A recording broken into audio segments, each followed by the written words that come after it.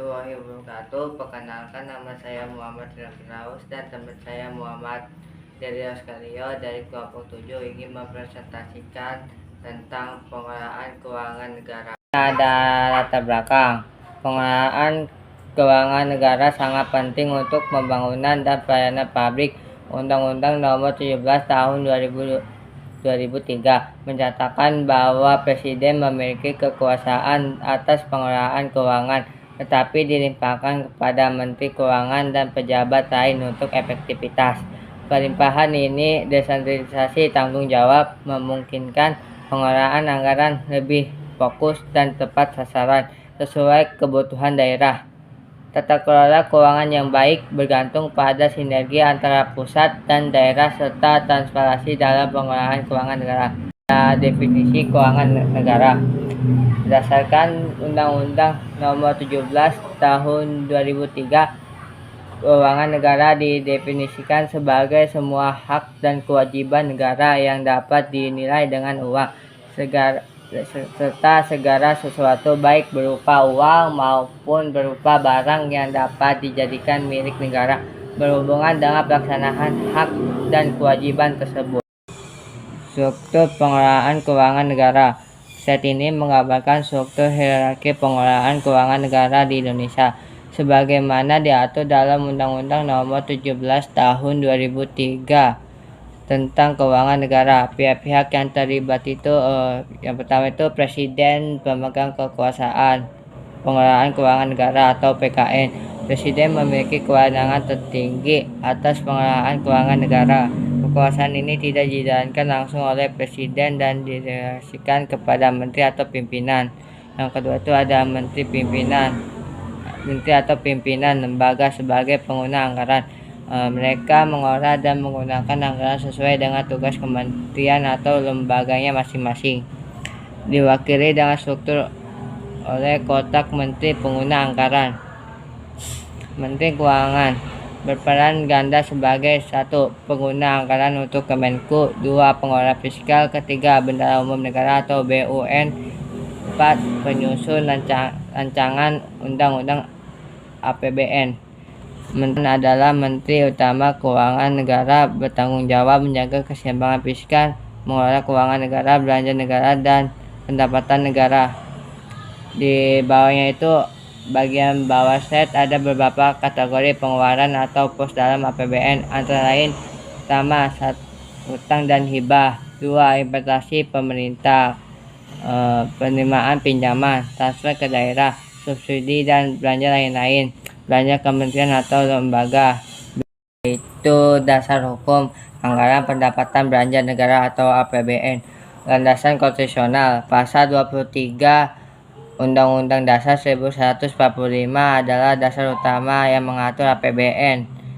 Pasal ini menegaskan bahwa APBN merupakan instrumen keuangan negara yang bersifat konstitusional, artinya harus diatur melalui mekanisme resmi dalam undang-undang.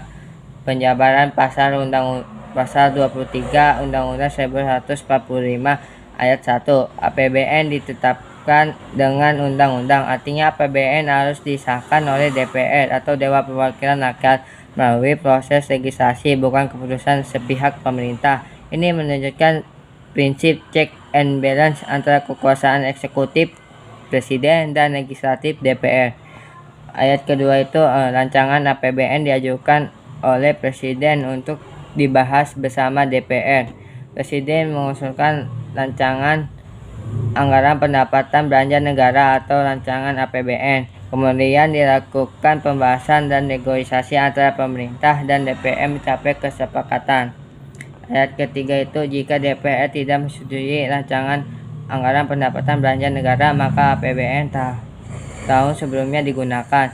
Ini menjadi solusi jika terjadi deadlock politik, kebuntuan pembahasan. Negara tetap bisa beroperasi dengan menggunakan anggaran tahun sebelumnya untuk menjamin keberlanjutan pemerintah. Selanjutnya atau set ke-6 tentang proses penyusunan APBN. Di set ini menjelaskan bagaimana APBN disusun dimulai dari rencana anggaran oleh kementerian atau lembaga hingga menjadi satu kesatuan anggaran nasional. Proses ini disebut penyusunan APBN.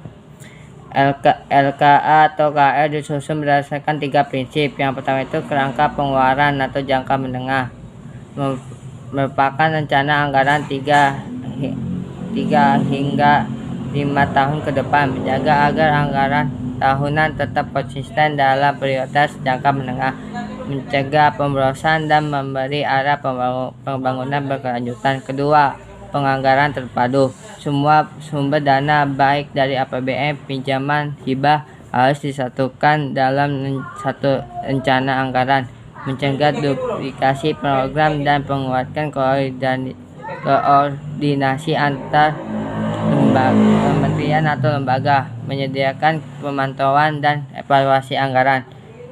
Yang ketiga itu penganggaran berbasis kinerja. Anggaran tidak hanya berdasarkan sejumlah uang, tetapi juga pada output dan hasil, meningkatkan efisiensi, efektivitas, dan akuntabilitas.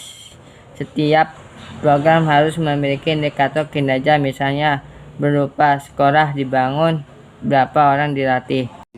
Dari teman saya Muhammad Ilham Firdaus. Untuk selanjutnya di slide 7, fungsi APBN dalam pembangunan. Yang pertama, fungsi alokasi, mengurangi pengangguran dan meningkatkan efisiensi.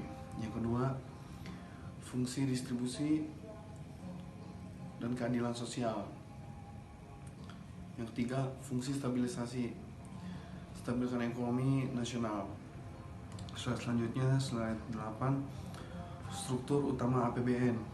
Yang pertama, pendapatan negara, hibah dan belanja negara, keseimbangan primer, surplus atau defisit, dan pembiayaan. Faktor penentu postur APBN: pendapatan negara, pajak, sumber daya alam, kebijakan makro. Belanja negara, subsidi, pembangunan, dan risiko bencana.